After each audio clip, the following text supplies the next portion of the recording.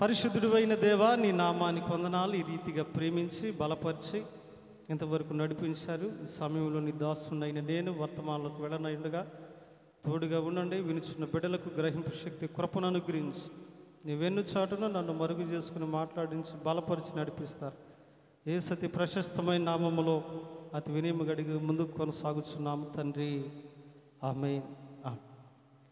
మన ప్రభువును ప్రియ రక్షకుడైనటువంటి యేసుక్రీస్తు వారి అతి శ్రేష్టమైన నామంలో మీ అందరికి కూడా నా శుభాభివందనాలు తెలియజేస్తున్నాం. ద బుక్ ఆఫ్ ఫిలిపియన్స్, ఫిలిప్పీలకు రాసిన పత్రిక 3వ అధ్యాయము 13వ వచనం చదువుకుందాం. సహోదరులరా, నేను ఇదివరకే పట్టుకొని ఉన్నానని తలంచుకొనును, అయితే ఒకటి చేయుచున్నాను, వెనుకున్నటువంటివి మరచి ముందున్నటువంటి వాటి కొరకై వేగిర పడుచున్నాను. చాలా చదువుకున్నటువంటి ఆ యొక్క మాటలో అపోస్తుడైనటువంటి పౌలు ఫిలిప్పీ సంఘానికి రాస్తూ ఆయన అంటున్నాడు కదా, to forget your behind things అంటున్నాడు. ఇదిగో అయ్యా, నీ వెనకున్నటువంటివి నీవు మర్చిపోయి ముందున్నటువంటి వాటి కొరకు వేగిర పడు. ఈ రోజుల్లో చాలామంది యొక్క జీవితాల్లోనూ కూడా ఆయన అంటున్నటువంటి మాట ఏమిటి అంటే, చాలామంది కూడా వారి యొక్క జీవితాల్లో వెనుకున్నటువంటివి మర్చిపోక, వెనుకున్నటువంటి ఆలోచనలు విడిచిపెట్టలేక ముందుకు వెళ్ళలేనటువంటి పరిస్థితుల్లో అనేక మంది ఉంటా ఉన్నారు. కానీ ఆ ఫిలిప్పీలకు రాసిన సంఘాన్ని బలపరచుట కొరకు ఆయన ఏమని చెప్తున్నాడంటే, వెనుకున్నటువంటివి నీవు మర్చిపో. వెనుకున్నటువంటివి మర్చిపోతేనే మీరు ముందుకెళ్ళరు, లేదంటే మీరు అక్కడే ఆగిపోతారు. ఎందుకంటే ఒకప్పుడు నేను బలహీనుని కదా, ఒకప్పుడు అనారోగ్యస్తుని కదా, ఒకప్పుడు పాడలేకపోయా కదా, ఒకప్పుడు నిలబడలేకపోయా కదా, ఒకప్పుడు అలా ఉండలేకపోయా కదా, ఇలా ఉండలేకపోయాదా ఆలోచనలు కానీ నీలో ఉన్నట్లయితే, ఇదిగో ఆలోచనలు నిన్ను ఎంత మాత్రం కూడా ముందుకు కొనసాగనివ్వవు. కాబట్టి నీ జీవితంలో వెనకున్నటువంటివి నీవు మరిచిపో, ముందున్న వాటి కొరకు వేగిరిపుడు అన్నాడు. వాట్ బిహైండ్ వీ హ్యావ్, అసలు మన వెనక ఉన్నటువంటివి ఏంటో కొన్ని విషయాలను జ్ఞాపకం చేస్తాను. మనకి వెనక ఉన్నటువంటివి ఏమిటో మనం తెలుసుకుంటే వాటిని విడిచిపెడతాం మంచిదా, మర్చిపోవటం మంచిదా, మనకు చాలా క్లియర్గా అర్థమైపోద్ది. మన వెనక ఉన్నటువంటివి ఏమిటి, ఎందుకు మర్చిపోవాలని అపోస్తులైన పౌలు సంఘాన్ని హెచ్చరిస్తున్నాడు అంటే, మన వెనక మొదటగా ఎవరు ఉన్నారంటే, మన వెనక సాతాను అనేటటువంటి వాడు ఉన్నాడు. చూడండి, మార్కు సువార్త 8వ అధ్యాయం, the book of mark chapter 8 versus 33, 33వ వచనం చదువుకుందాం. చూడండి, అందుకాయన ఆ శిష్యుడి వైపు తిరిగి వారిని చూచి, సాతానా నా వెనుకకు పొమ్ము. ఎవరిని వెనక పొమ్మంటున్నాడు? సాతాన్ని వెనక పొమ్మంటున్నాడు. అంటే ఇప్పుడు మన వెనక ఉన్నటువంటిది ఎవరు? సాతాను ఉన్నాడు.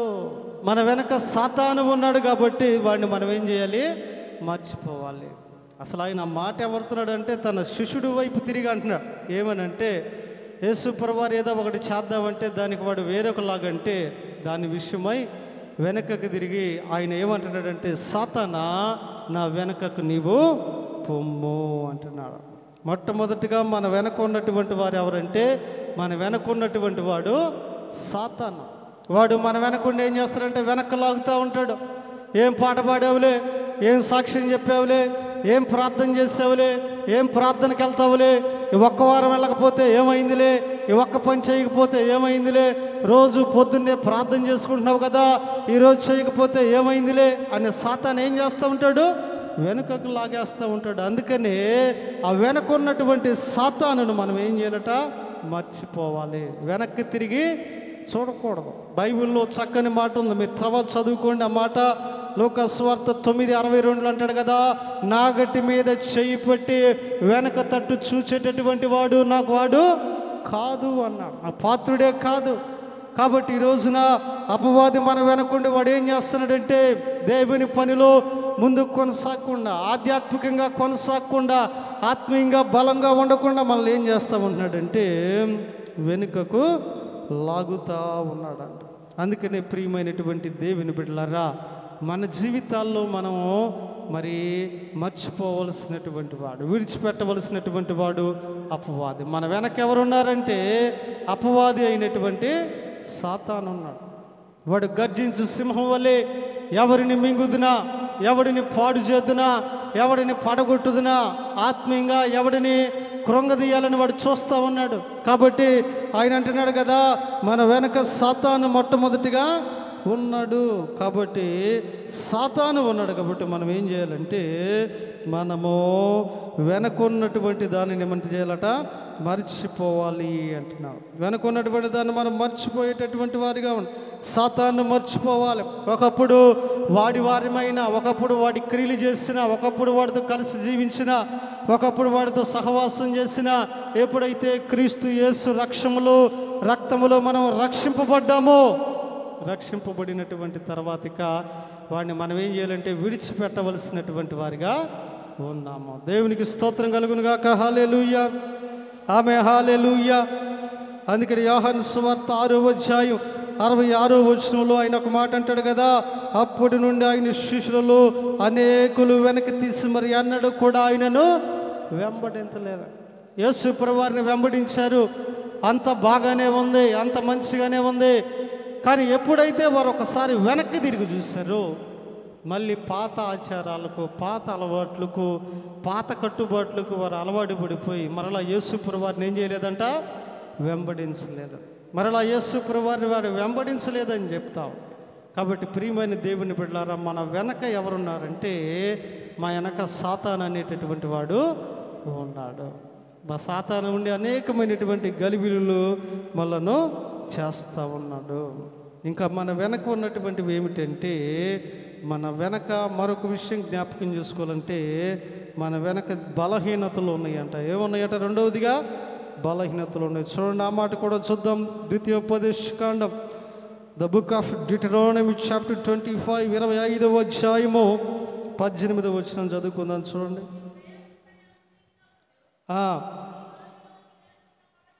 నీ వెనకున్న బలహీనులందరినీ, వెనక ఎవరున్నారంట? బలహీనమైనటువంటి వారు. మన వెనక బలహీనమైనటువంటి వారు ఉన్నారు. అంటే మన వెనక బలహీనతలు అనేటటువంటివి ఉన్నవి. నిజమే కదా ప్రియ దేవుని బిడ్డలారా, క్రీస్తులోకి రాకముందు మనం అందరం కూడా ఒక్కొక్కరు ఒక్కో దానికి బలహీనం. కొంతమంది సీరియల్స్కి బలహీనులు, కొంతమంది త్రాగుడికి బలహీనులు, కొంతమంది పేకాటికి బలహీనులు, కొంతమంది రకరకాల వ్యసనాలకు బలహీనులు. స్త్రీలు కొన్నిటికి బలహీనులు అయితే పురుషులు కూడా కొన్నిటికి బలహీనులు అయినటువంటి వారు ఉన్నారు. అందుకని అక్కడ అన్నాడు కదా, రెండవదిగా మన వెనక ఏమన్నదంటే బలహీనతలు అనేటటువంటివి ఉన్నాయి. ఆ బలహీనతలు ఏం చేస్తాయి అంటే లోకంలోకి లాగుతూ ఉంటాయి, లోకంలోకి లాగుతూ ఉంటాయి.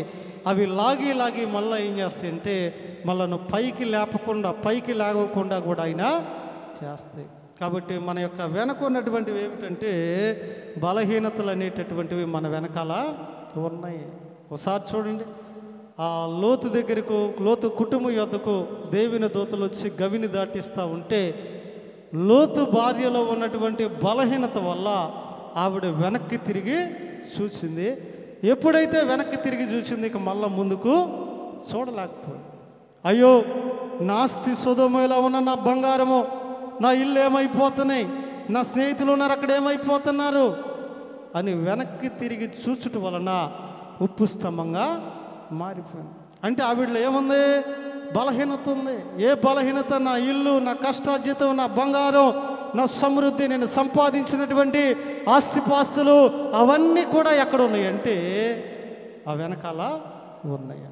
నిజమేనండి ప్రియమైన దేవుని బిడ్డలారా, మన వెనక రెండవదిగా ఏముంటాయి అంటే బలహీనతలు ఉంటాయి. ఒకసారి కానీ మన వెనక్కి వెళ్ళామంటే ఆ బలహీనత మనల్ని పట్టుకుని మరలా తిరిగి లేవనీయదండి. ఒకసారి ఒక వ్యక్తి పేకాట ఆడటంలో మంచి ప్రావీణ్యం, అయితే ఆ పేకాటలో సంపాదించుకోలేదు, పోగొట్టుకోలేదు. కానీ ఎలాగైతే నేను క్రీస్తు యేసు కృపను బట్టి రక్షణ పొంది దేవుని మందిరంలో ఒక నమ్మకమైనటువంటి పరిచారకుడిగా వాడబడతా ఉన్నాడు. ఒక నమ్మకమైన వ్యక్తిగా వాడబడుతున్నాడు. ఒక 5 సంవత్సరాలు అయిపోయింది రక్షణ పొంది. అందరూ కూడా అతని సాక్ష్యాన్ని కూడా ఇతరులకు చెప్పాడంట. ఒకప్పుడు ఇలాంటోడు ఈ రీతిగా రక్షణ పొందాడు, మారు మనసు పొందాడు. అయితే అటువంటి వ్యక్తి రక్షణ పొందినటువంటి 5 సంవత్సరాల తర్వాత తన స్నేహితుడి ఇంటికి వెళ్ళాడు. ఎందుకు వెళ్ళాడంటే బైక్ కోసం వెళ్ళాడు. బైక్ కావాల్సి వెళ్తే ఆ ఇంటి ఆవిడ ఉందంట, అన్న ఇప్పుడు ఇంట్లో ఆడ ఉంటాడు ఆయన, నీకే దేవుని కృపను బట్టి చక్కగా రక్షణ పొందావు, ఆయనకు ఏం పట్టి రావట్లేదు, అదిగో ఆ పక్క చేలో ఉన్నారు కదా బ్యాచ్, వాళ్ళతో కలిసి అక్కడ పేకాట ఆడుతున్నాడు, బండి తాళం ఆయన దగ్గర ఉంది, వెళ్ళి తెచ్చుకోని.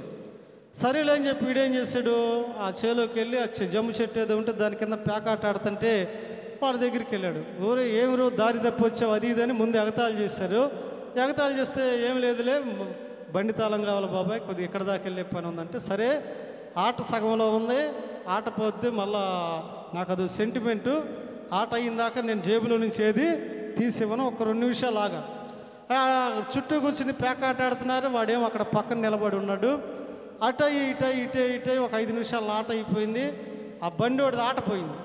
ఆట పోమని ఆడన్నాడంట, ఏం మొహం పెట్టిన వచ్చారో, దగ్గరికి వచ్చిన ఆట పోయింది, 2 నిమిషాలు నిలబడు, ఈసారి మొక్క తిప్పుతాను, నీకు బండి తాళం ఇస్తాను. మళ్ళీ రెండోసారి ఆటేశారు. ఒక 5 నిమిషాలు ఏదో జరిగింది, మళ్ళీ రెండోసారి ఆట పోయింది. ఈసారి మూడోసారి గ్యారెంటీగా ఆట కొడతాను, నీకు బండి తాళం ఇస్తాను, అంతే నిలబడి అన్నాడు. మూడోసారి మళ్ళీ మొక్కలు వేశారు, అందరూ పంచుకున్నారు, అవన్నీ పేర్చుకుంటే ఈ నిలబడ్డాడు నిలబడి ఉన్నాడు. కానీ మరి పాత అలవాటు కదా, దాని నుంచి ఇలా చూస్తూ ఉన్నాడు. వీడికి ఇంకా ఆగలేదు. ఈ దరిద్రుడు 2 ఆటలు పోగొట్టుకున్నాడు, ఈ ఆట కూడా పోగొట్టుకులాగున్నాడని, రేయ్ ఆ మొక్క తీసి ఇటు పెట్టిరా, ఈ మొక్క తీసి అటు పెట్టని చెబుతున్నాడు. అప్పుడు దాకా బాగానే నిలబడి ఉన్నాడు.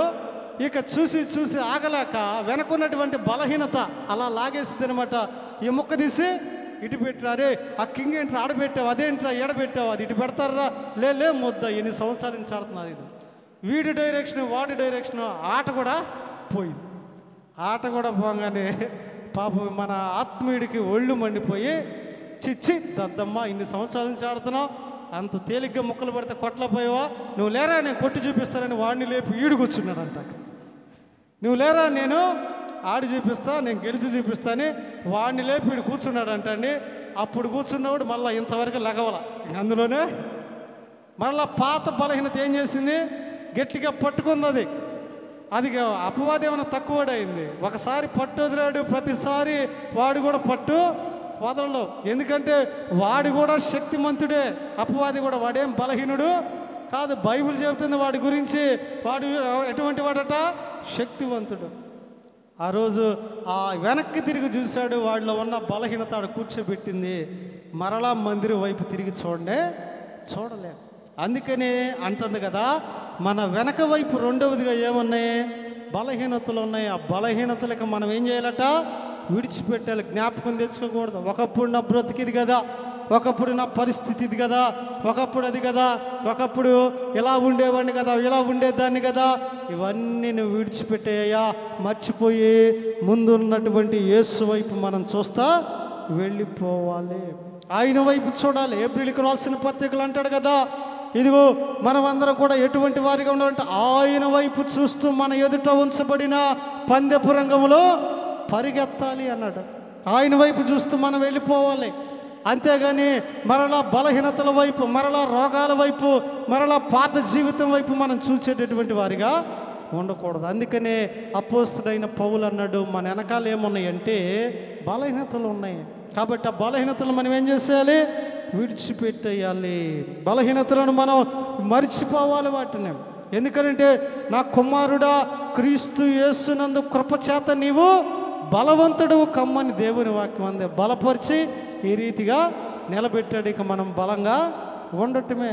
ఇక మరలా ఆ బలహీనతను పదే మనం ఏం చేయకూడదట, జ్ఞాపకం చేసుకోకూడదు అని దేవుని వాక్యం తెలపరుస్తాం. కాబట్టి రెండవదిగా, ఒకటి మన వెనక సాతాను ఉన్నాడు, రెండవదిగా మన వెనక ఏమున్నాయి అంటే బలహీనతలు అనేటటువంటివి ఉన్నవి. మూడవదిగా ఇంకా మన వెనక ఏముందంటే ఏడ్పు ఉంది, దుఃఖం అనేటటువంటిది ఉన్నదంట. చూడండి, అది కూడా చూద్దాం. 2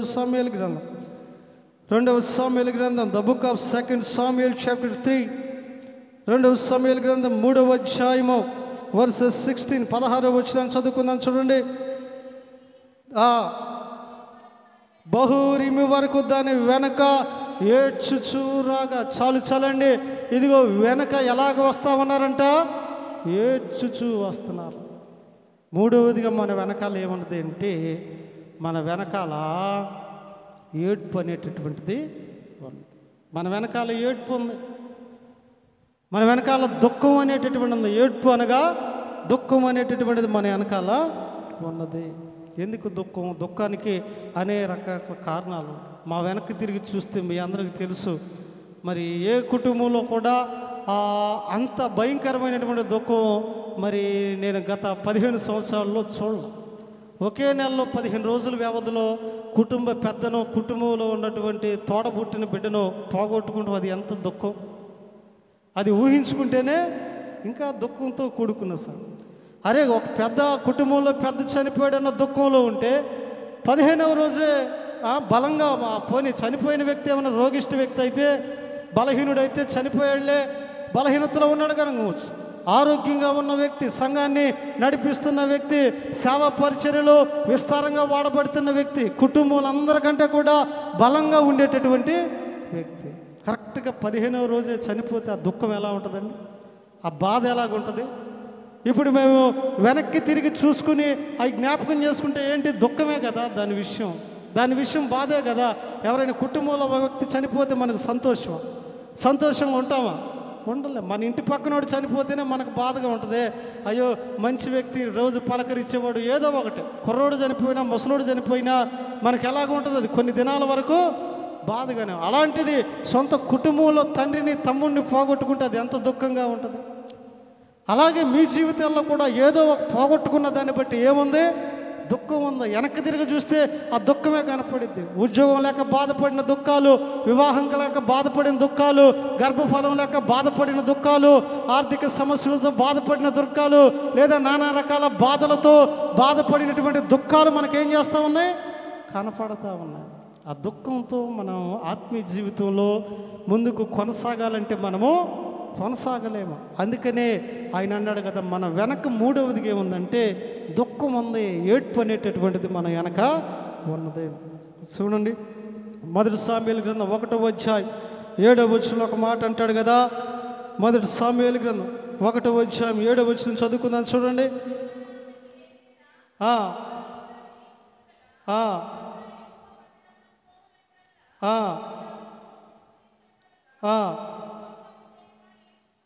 ఏడ్చుచూ వచ్చెను. చూడండి, అక్కడ హన్నాని మనం జ్ఞాపకం చేసుకుంటే ఆవిడ జీవితంలో ఉన్నట్ట ఏడిపోయి ఆమెకి ఏమైంది? అన్నపానం అయింది. ఒక్కొక్క మాటలో చెప్పాలి, ఆవిడ జీవితంలో ఏడిపోయి ఆమె జీవితంలో ఆవిడకి అన్నపానం అనేటటువంటి అయింది. ఎందుకనంటే ఆమె పరిస్థితి, ఆమె కారణం, ఆమె స్థితిగతులు ఆ రీతిగా ఉన్నాయి కాబట్టి ఆ ఏడిపే ఆమె జీవితంలో కన్నీరు అయిపోయింది.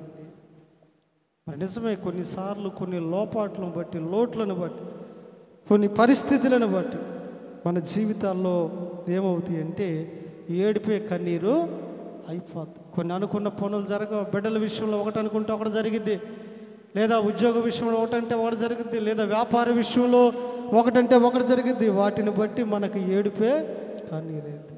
అదే 1 సామ్యుయేలు 37 అంటాడు, ఇక ఏడుచుటకు కూడా శక్తి వారి దగ్గర లేదు అంటాడు. 1 సామ్యుయేలు గ్రంథము 34 అంటాడు, ఇక ఏడ్చుటకు శక్తి లేకపోవునంతగా బిగ్గరగా వారు ఏడ్చారు.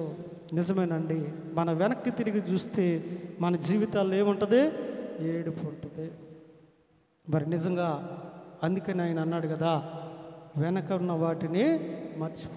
మామూలు నిజ జీవితంలో కూడా మీరు మరి మీకున్నాయో లేదోలే కానీ, మరి నాకు తెలిసిన అనుభవాలు, బాగుపడుతుంటే ఏడ్చేవాళ్ళు లేరా? ఏదైనా మంచిగా ఇల్లు కట్టుకుంటే ఏడ్చేవాళ్ళు లేరా? ఏదైనా ఒక నూతనంగా ఒక బైక్ కొనుక్కుంటే ఏడ్చేవాళ్ళు లేరా? ఒరే, ఎలాగ ఉండేవాళ్ళు ఎలాగ మారిపోయారు. ఒరే, వీడు 2 అంతస్తుల బిల్డింగ్ కట్టుకున్నాడు రా, వీడు 3 అంతస్తులు కట్టుకున్నాడు రా, వీడు ₹1,00,000 బండి కొన్నాడు రా, లేకపోతే వీళ్ళ పరిస్థితి ఇలా ఉందరని ఏడ్చేటటువంటి వాళ్ళు లేకపోలేదా? అందుకే అప్పుడప్పుడు ఆటోల మీద కొటేషన్ రాస్తారు, లారీల మీద, నీ ఏడిపే నాకు దీవెన, నీ ఏడిపే నాకు దీవెన అని రాస్తారు. నాకు చాలా బాగా నచ్చుతుంది అది. మనం బాగుపడుతుంటే మన వెనకాల పడి ఏడ్చే వాళ్ళు కూడా ఉన్నారు. మనం వెనక్కి తిరిగి చూస్తే ఆ ఏడ్చే బ్యాచ్ మనకు కనపడతా.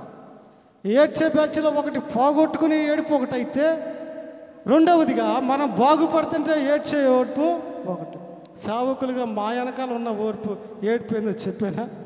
అది చెప్తే బాధపడతారని తెలుసుకుంటాం కూడా మంచిదేగా. ఆ సంఘంలో నానా రకాల ఏడుపులు ఉంటాయి. మీకేం తెలుసు మా బాధలు? ఎవరికైనా ప్రార్థన ఇవ్వకపోతే నాకు ప్రార్థన ఇవ్వలేదు, ఎవరికైనా పాటకి ఇవ్వకపోతే నాకు పాటకి ఇవ్వలేదు, లేకపోతే ఎవరికైనా మరొకటి చేస్తే దాని విషయంలో ఏంటి? ఏడుపే. ఇవన్నీ కూడా నా జీవితంలో ఏడుపులు ఎక్కువ అనుభవాలను. నేనైతే ఒక సమయం ఉంది మాకు. ఆ సమయం ప్రకారం పాట పాడాలంటే టయానికి రావాలి, పాడాల్సి, లేదా ఏదైనా పరిచర్య చెప్పాలన్నా ఆ టయానికి రావాలి, ఆ పరిచర్య చేసి వెళ్ళిపోవాలి. కానీ ఇంత మంచిగా ఉన్నా, ఇంత క్రమశిక్షణగా చేసినా చాలామంది ఏడ్చే బ్యాచ్ ఉన్నారు. చూస్తూ ఉన్నారు వీడియోలో. నా మీద పడి ఏడుస్తున్న మీ అందరికీ నా వందనాలమ్మా. మీ ఏడుపే నా అభివృద్ధికి, నా సేవా జీవితానికి ఇంకా ఆశీర్వాదం. ఎందుకంటే విశ్వాసం ఏడుస్తున్నాడని మనం ఆగిపోతే సేవా జీవితంలో ముందుకు కొనసాగలం. ఏడ్చేవాళ్ళు మనం మంచిగా ఉన్న ఏడుస్తారు, పాటకు సమయం ఇచ్చిన ఏడుస్తారు, పాటకు సమయం అయిపోయిన ఏడుస్తారు, మైకులో పేరు చెప్పిన ఏడుస్తారు, చెప్పపోయిన ఏడుస్తారు, అధికారం ఇచ్చిన ఏడుస్తారు, ఏడవపోయినా ఆ బుద్ధే ఏడ్చే బుద్ధి. మనకు అదేనా అనవసరం. దేవుడు నీకు ఏ పని అప్పగించాడో ఆ పని క్రమంగా చేసుకుంటాను. ఆ బ్యాచ్ ఎవరైనా ఉంటే నన్ను చూసి నేర్చుకోండి. నేను గొప్ప కోసం చెప్పట్లేదు. నేను వెంగళాయపాలెం వెళ్ళాను, ఎక్కడ మీటింగ్కి అసలు నేను చక్కగా ఇటువంటి ప్లాట్ఫామ్లు కోరుకోరు, వెనక్కి కూర్చుంటా. నా పేరు కూడా మైకులో చెప్పొద్దా. తప్పనిసరి అయితే ప్రార్థన చేస్తానికే నేను ఆడవను. నన్ను పిలిచారు, నన్ను పట్టించుకోలేదు, నాకు ఆ టేబుల్ వేయలేదు, నన్ను స్టేజీ మీదకి పిలవలేదు, నా పేరు మైకులో చెప్పలేదు, నాకు ప్రార్థన కూడా ఇవ్వలేదని నేను పట్టించుకో. మొన్న ఓపెనింగ్ కూడా ఎప్పుడో మధ్యాహ్నం వచ్చేవాడిని భోజనానికి. కాకపోతే ఇక్కడ కొంత పని ఉంది, నువ్వు పెందరాడు రావాలన్నారని నేను పెందరాడు వచ్చా. కానీ లేకపోతే మధ్యాహ్నం వద్దామని నేను ప్రిపేర్ అయ్యాను. కాబట్టి ఏడవకూడదండి. ఎందుకు ఒకళ్ళ మీద పడి ఏడిస్తే మనకు కలిగేది ఏంటి?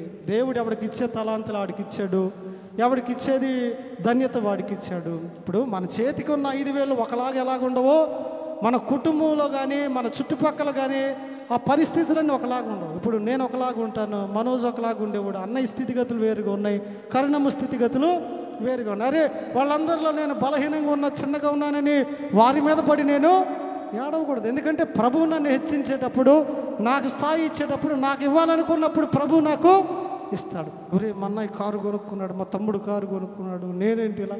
ఆ ఏడుపులే ఉండవు. ఇంకా వాళ్ళ క్షేమం కొరకే నేను ప్రార్థన చేస్తాను. అలాగుండాలి మనం. అంతేగాని ఇతరుల మీద పడి ఏడవకూడదు. అది మనకి దీవెన అంత మాత్రం కూడా కాదు, ఒకళ్ళ మీద పడి మనం ఏడ్చినంత మాత్రం. కాబట్టి ప్రియమైనటువంటి దేవుని బిడ్డలారా, దేవుని సంఘంలో దేవుడు ఎప్పుడు ఎవరిని ఏ రీతిగా వాడుకోవాలో ఆ రీతిగా వాడుకుంటాడు. ఎప్పుడు ఎవరిని ఎలా హెచ్చించాలో అలా హెచ్చిస్తాడు. కాబట్టి మన జీవితాల్లో ఏడుపు పనికిరాదు. ఎందుకంటే మనం ఆయన కోసం వస్తున్నాం, ఆయన వైపు చూడటమే, ఆయనతో వెళ్ళటమే, ఆయనతో కొనసాగటమే. ఈ భూమి మీద మన పేర్లు శాశ్వతం కాదు, అక్కడ మన పేర్లు శాశ్వతంగా ఉండేలాగా చూసుకోవాలి. అక్కడ ఒక జీవగ్రంథం ఉంది, ఆ జీవగ్రంథంలో మన పేర్లు రాయపడాలి, ఇక్కడ కాదు. అందుకని నేను కూడా దాని కొరకే ప్రయాసపడుతుంటాను. అందుకని ఆయన అన్నాడు కదా, ఇదిగో మన వెనకాల ఏమన్నదంటే ఏడుపు అనేటటువంటిది ఉంది. మీ వెనకాల మీ మీద పడి ఎవరైనా ఏడుస్తుంటే ఏడవండి. వాళ్ళు ఎంత ఏడిస్తే మీరు అంతగా అభివృద్ధి చెందుతారు. కానీ అయ్యో నేను ఇల్లు కట్టుకున్నానని ఏడుస్తున్నారు, వాహనం కొన్నానని ఏడుస్తున్నారు, లేకపోతే ఉద్యోగం వచ్చిందని ఏడుస్తున్నారు, లేకపోతే సంఘంలో నాకు ఎక్కువ హోదా ఇస్తున్నారని ఏడుస్తున్నారు. ఎవరైనా ఏడిస్తే ఆ ఏడుపు ఇంకా మీకు దీవెనే, కానీ ఆ ఏడుపు వల్ల మీకు నష్టం ఎంత మాత్రం కాదు. కాకపోతే దేవుని వాక్యం అంటుంది కదా, ఆ వెనకున్న ఏడుపు వైపు నువ్వు చూడొద్దయ్యా, ముందు ఉన్నటువంటి యేసు వైపు చూసి నువ్వు వెళ్ళిపోవాలి అంటున్నావు. కాబట్టి మన వెనక సాతానున్నాడు, రెండవదిగా మన వెనక బలహీనతలు ఉన్నాయి, మూడవదిగా మన వెనక ఏడ్పు ఉంది, నాలుగవదిగా మరొక విషయాన్ని కూడా జ్ఞాపకం చేస్తాను. నాలుగవదిగా మనం గమనించినట్లయితే మన వెనక కీడు చేసేటటువంటి వారు ఉన్నారు. కీర్తన గ్రంథం 35వ వచనం. The book of Psalm chapter 35 verses 4. 35వ అధ్యాయం 4వ వచనం చదువుకుందాం.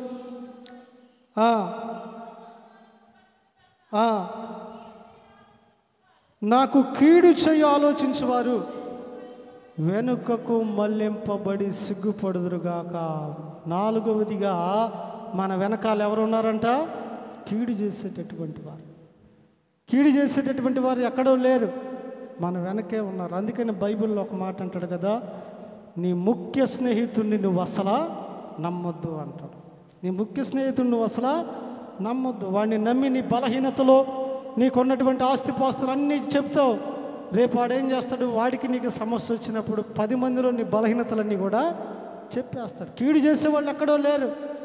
నువ్వు అనుకుంటున్నావేమో వాళ్ళు నాకు కీడు చేస్తారు, వీళ్ళు నాకు కీడు చేస్తారు. ఎవడో నీకు కీడు చేయడు. కీడు చేసేవాళ్ళు నీ వెనకే ఉన్నారు. కీడు చేసేవాడు నీ వెనకే ఉండి ఎలాగైనా నీకు కీడు చేయాలని వాడు చూస్తూ ఉన్నాడు. కాబట్టి ప్రభునందు ప్రియమైనటువంటి దేవుని బిడ్డలారా, ఇదిగో 4వదిగా మన వెనకే ఉన్నాయంటే కీడు చేసేటటువంటి వారు ఉన్నారు. యేసేపుకి ఎవరు కీడు చేశారు? యేసేపు జీవితంలో కీడు చేసినటువంటి వారు ఎవరు? సొంత అన్నలే కీడు చేశారు. సొంత అన్నలే వేరే వాళ్ళకి అమ్మివేశారు. దావీదుకి కీడు చేయాలని చూసింది ఎవరు?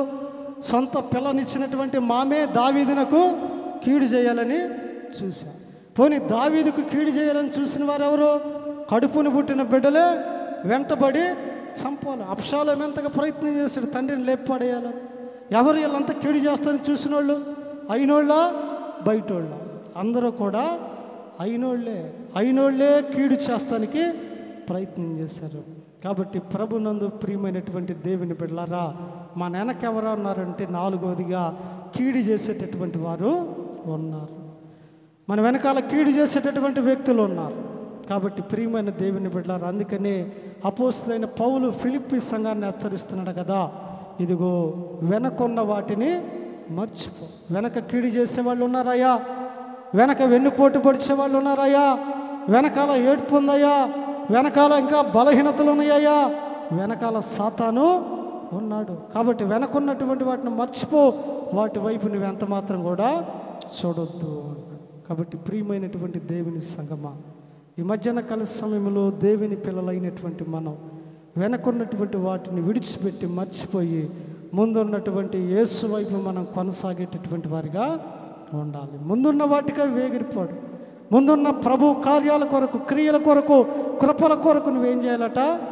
ప్రయాసపడేటటువంటి వారిగా ఉండాలి. కానీ వెనక వైపు చూస్తే నీ జీవితం అక్కడే ఆగిపోదు. ముందున్న యేసు వైపు మనం చూస్తూ పరిగెత్తేటటువంటి వారిగా ఉండాలి. కాబట్టి ప్రియమైనటువంటి దేవుని సంగమా, ఈ ప్రత్యేకమైన సమయంలో అపోస్తలుడైన పౌలు మన సంఘానికి కూడా హెచ్చరిస్తూ ఉన్నాడు. ఏమనంటే, వెనకున్న వాటిని విడిచిపెట్టు. వెనకున్న వాటిని నువ్వు విడిచిపెట్టి ముందున్న వాటి వైపు వెళ్ళు. ముందు వెనక ఉన్న వాటిని ఎందుకు విడిచిపెట్టాలంటే, వెనక సాతాను ఉన్నాడు, వెనక బలహీనతలు ఉన్నాయి, వెనక ఏడ్పు ఉంది, మన వెనకాల కీడు చేసేటటువంటి వారు ఉన్నారు. కాబట్టి వాటిని విడిచిపెట్టి ముందున్న వాటి వైపు కొనసాగు అని చెప్తున్నాడు. కాబట్టి ఈ యొక్క మధ్యాహ్న కాల సమయంలో దేవుని బిడ్డలైనటువంటి మనం వెనకున్న వాటిని పట్టించుకోకుండా, వెనక వైపు చూడకుండా ముందున్న క్రీస్తు వైపు చూస్తూ ముందు కొనసాగు వారిగా ఉండాలి. ముందున్న క్రీస్తు వైపు చూస్తూ పందెపు రంగంలో పరిగెత్తి ఉన్నతమైన బహుమానం పొందుకునే వారిగా ఉండాలని ఆశిస్తూ చిన్న మాటలు ముగిస్తున్నాను. దేవుడి కొద్ది మాటలు దీవించి ఆశీర్వదించునుగాక. అందరూ కూడా మోకరిద్దాం. ప్రార్థన ద్వారా మనం అందరం కూడా ముందుకు కొనసాగుదాం. అందరూ కూడా మోకరించి ప్రార్థన ద్వారా ముందుకు కొనసాగుదాం. పరిశుద్ధ